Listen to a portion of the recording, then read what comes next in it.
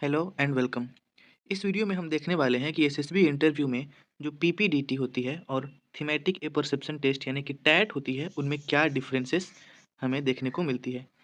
मैंने बहुत सारे वीडियोस के कमेंट सेक्शन में और मेरे अपने चैनल के भी कमेंट्स में कुछ लोगों ने पूछा कि टैट और पीपीडीटी में क्या डिफरेंसेस है और हमें इन दोनों को कैसे डील करना है। तो इस वीडियो में हम वही देखने वाले हैं।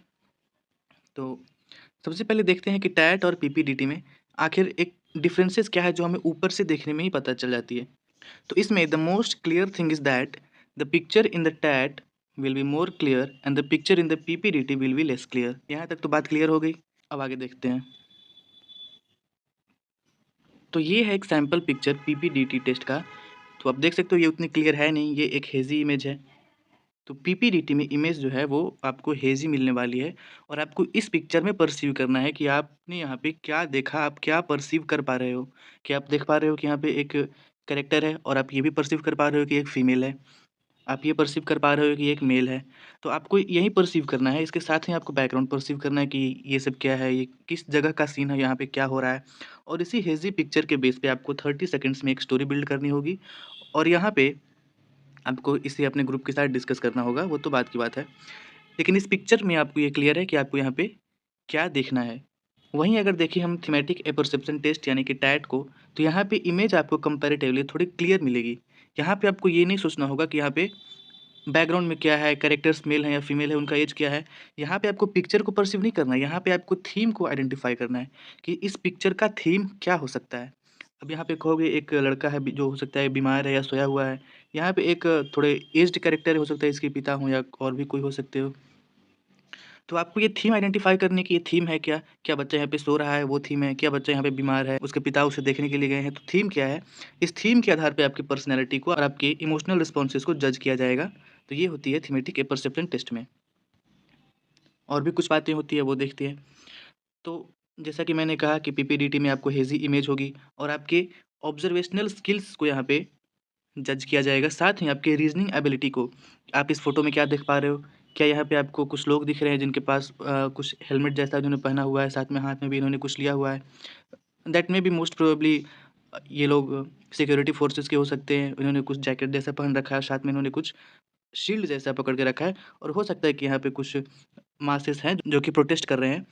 तो आपके स्ट्रैटेजिक थिंकिंग को और आपकी लीडरशिप पोटेंशियल को यहाँ पे जज किया जाएगा पीपीडीटी के अंदर।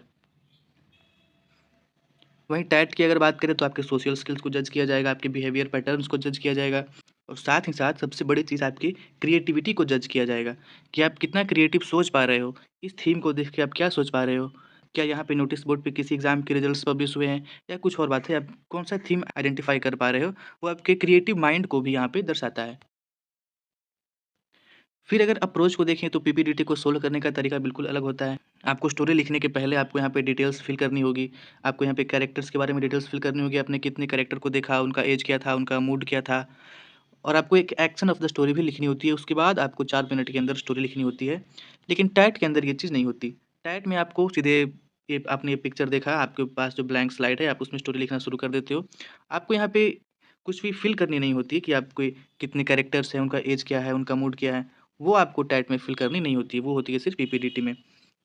टैट में आपको 11 पिक्चर्स दिखाई जाती हैं, आपको उसपे सीधे स्टोरी बिल्ड करनी होती है विथआउट राइटिंग एनी डिटेल और the action of the story और साथ ही जो 12वीं इमेज आपको दिखाई जाती है, वो ब्लैंक स्लाइड होती है और उसपे आपको एक अपने मन से कोई किसी थीम पे स्टोरी लिखनी होती है, जो कि बिल्कुल आपके डिस्क्रिप्शन पे है, आप जो चाहो वो लिख सकते हो। इवैल्यूएशन क्राइटेरिया भी दोनों की अलग होती है, पीपीडीटी और टैट की। अब तक मैं कई बार बोल चुका हूँ कि पीपीडीटी में आपको आपके पिक्चर के परसिवरेंस को जज किया जाता है कि आप पिक्चर में क्या परसीव कर पा रहे हो, क्या आप लॉजिकल रीज़निंग आप उसमें लगा रहे हो कि यहाँ पे क्या सीन है? क्या यहाँ पे आपको माउंटेन्स दिख रहे हैं तो आप यहाँ पे वॉर का सीन बना सकते हो क्या नहीं? उसमें भी आप ये देख सकते हो कि अभी सोल्जर्स जो हैं वो पीक पे पहुँचे नहीं हैं, यानी ये एक डिसएडवांटेज पोज़ीशन पे हैं। तो आप स्टोरी बना सकते हो कि ऊपर जो एनिमीज़ बैठे होंगे वो इन पे फायरिंग कर रहे होंगे और ये काफ़ी डिफ़िकल्ट और टेंस सिचुएशन में है। तो ये सब चीज़ें आपको जज करनी होती है पीपीडीटी में और यही सब का इवैल्यूएशन वहाँ पे पीपीडीटी में असेसर्स आपके करते हैं। टैट में आपके पिक्चर को पर्सीव करने का कोई मतलब होता है नहीं, वहाँ पे आपको थीम को पर्सीव करना होता है और जो कंटेंट है, जो कंटेंट आप लिखोगे वो कितना कोहेरेंट है विद द इमेज, यानी इमेज कुछ और कह रहा है, आपने स्टोरी कुछ और बनाई। अब यहाँ पे देख के साफ-साफ पता चल रहा है कि ये एक केमिस्ट्री लैब है, लेकिन आप इस थीम को ठीक से पहचानोगे नहीं, आप कह दोगे नहीं ये एक किचन है, तो ये बिल्कुल बात गड़बड़ हो जाएगी, यहाँ पे कोई कोहेरेंस बैठ नहीं रही।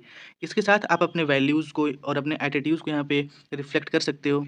आप अपने वैल्यूज़ को यहाँ पे दिखा सकते हो कि यहाँ पे ये जो फीमेल कैरेक्टर है, ये एक बहुत इंटेलिजेंट और वेल क्वालिफाइड प्रोफेसर है। तो आप अपने वैल्यूज़ और एटीट्यूड्स टुवर्ड वुमेन को भी यहाँ पे दिखा सकते हो। और ऐसे ही कॉम्प्लेक्स सिचुएशंस में आपका जो एम्पैथी जो आप दिखाओगे, इसी को जज किया जाता है टैट में।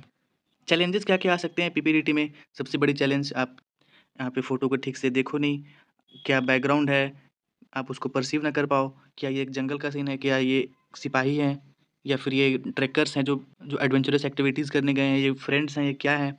तो आप यहाँ पे जज करोगे इनके कपड़ों से, इन्होंने शॉर्ट्स पहन रखे हैं, तो कह सकते हो कि ये पहले के ज़माने के सिपाही हो सकते हैं, वो स्टोरी बना सकते हो आप। या फिर कुछ लड़के हैं जो गोल्फ़ खेलने या कुछ भी करने गए होंगे कहीं पे, या कह सकते हो कि एक जंगल का सीन है, यहाँ पे एडवेंचर करने के लिए कुछ फ्रेंड्स गए। तो ये सब कुछ कॉमन चैलेंजेस है जो आपको पिक्चर को आइडेंटिफ़ाई करने में ही आएगी। आप पिक्चर को कितनी क्वालिटी और कितनी डेप्थ में आप पिक्चर को पर्सीव कर पा रहे हो और कैसा रिस्पॉन्स आप दे पा रहे हो। क्या आपका दिया हुआ रिस्पॉन्स ओरिजिनल है या फिर आपने कहीं बाहर से सीख के आया है वो ज़बरदस्ती कि आप इसे फिट करवा पा रहे हो।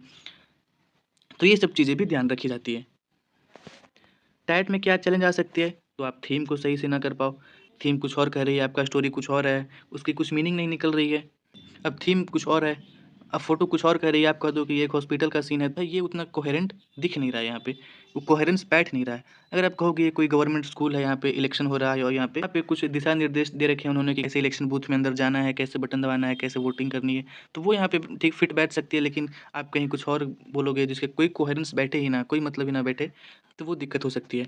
उसके साथ ही आप जल्दी-जल्दी में इनकम्प्लीट स्टोरीज़, इनकम्प्लीट रिस्पॉन्स दोगे, वो भी आपके लिए डिफ़िकल्टीज़ हो सकती है। साथ में टाइट में चैलेंज होता है 12th स्लाइड। तो 12th ब्लैंक स्लाइड होता है, बहुत सारे लोग उसमें कन्फ्यूज़ हो जाते हैं कि भाई उसमें लिखना क्या है? मैंने तो इतनी देर से मैंने जितनी थीम्स थी वो 11 स्लाइड्स में खर्च कर दिए, मेरे दिमाग में तो कुछ बचा नहीं। तो अपना कुछ रीसेंट सा कोई एक एक्सपीरियंस याद करो। बहुत पहले का सोचोगे बहुत टाइम लगेगा। रीसेंट में कुछ सोचो, क्या जब एसएसबी देने के लिए आ रहे थे, आप कुछ सामान खरीदने गए होगे तैयारी के लिए, कपड़े खरीदने गए होगे, वैसा कोई थीम ब बना दो स्टोरी, या फिर जब आप आ रहे थे, जब आप जर्नी कर रहे थे, ट्रेन पे थे या स्टेशन पे थे, वहाँ की कोई थीम डाल दो, या फिर जब आप पहुँचे वहाँ पे अपने एसएसबी सेंटर पे, वहाँ पे जब आप बा गेट के बाहर इंतज़ार कर रहे थे सुबह में 6 बजे, आपने वहाँ पे बाकी लड़कों को देखा, तो कोई भी हाल-फिलहाल का थीम जो आपके दिमाग में बैठा हुआ हो, उस पे आप स्टोरी बना दें 12th स्लाइड में। तो बस इतनी ही बात थी कि टैट और पीपीडीटी दोनों इक्वली इम्पोर्टेंट है, ऐसा नहीं है कि किसी एक का इम्पोर्टेंस ज़्यादा है, दूसरे का कम है। पीपीडीटी को लोग ज़्यादा इम्पोर्टेंट इसलिए भी मानते हैं कि क्योंकि पीपीडीटी पे ही आपका स्क्रीनिंग इन होता है, आप स्क्रीन आउट ही हो जाओगे पहले दिन, तो फिर टैट आप दे भी नहीं पाओगे। तो लोग पीपीडीटी की तो काफ़ी प्रैक्टिस कर लेते हैं, लेकिन टैट की नहीं करते। लेकिन आपको ये गलती नहीं करनी है, आपको दोनों की ही प्रैक्टिस करनी है। बहुत ज़्यादा प्रैक्टिस भी नहीं करनी है, ताकि आपका दिमाग ओवरवेल्म्ड हो जाए, वो भी आपके लिए हार्मफुल होगा। आप बहुत बेसिक से कर लो कि आप उस टाइम उतने जो फिक्स टाइम है, जो गिवन टाइम उसमें कर पा रहे हो या नहीं, आप थीम्स को ठीक से आइडेंटिफ़ाई कर रहे हो या नहीं, बस इतनी की ही प्रैक्टिस कर लीजिए आप। अपने स्टोरी टेलिंग और कुछ कम्युनिकेशन स्किल्स पे भी फ़ोकस कर लेना है। बस इतनी ही तैयारी आपको करनी है पीपीटीटी और टेट के लिए। यहाँ पे एक वीडियो है जिसका लिंक डिस्क्रिप्शन में दे रखा है। ये मेरा फर्स्ट एसएसबी था, जो मैंने एसएसबी इलाहाबाद सेंटर में दिया था। मैंने यहाँ पे फ़ोटोज़ भी यूज़ किए हैं। अगर आपको कुछ देखना हो, आप भी अगर फर्स्ट टाइम एसएसबी देने जा रहे हो और आपको कन्फ्यूज़न होगी कि वहाँ का माहौल कैसा होता है, कैसे टेस्टिंग हॉल्स होते हैं, क्या प्रोसीजर होता है, तो आप ये वीडियो को देख सकते हो। इसका लिंक नीचे डिस्क्रिप्शन में और कमेंट में भी दिया हुआ है। ये है रेफरेंसेस जिसको मैंने अपने वीडियो में यूज़ किया है, and thank you for watching the video. Please like and share and do subscribe my channel. Thank you.